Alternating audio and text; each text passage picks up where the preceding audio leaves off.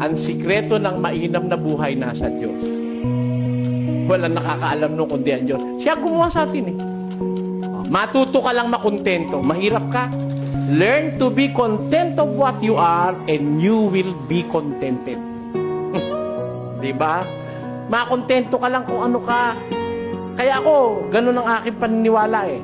Gaya ni San Pablo, sa 4 ng Filipos, ganito ating mababasa. Marunong akong magpakababa at marunong naman akong magpakasagana.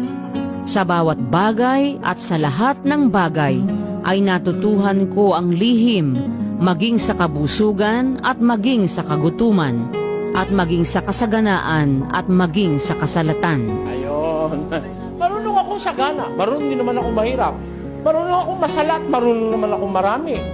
Tayo, kontento siya. O pagka kontento ka, may problema ka ba? Wala.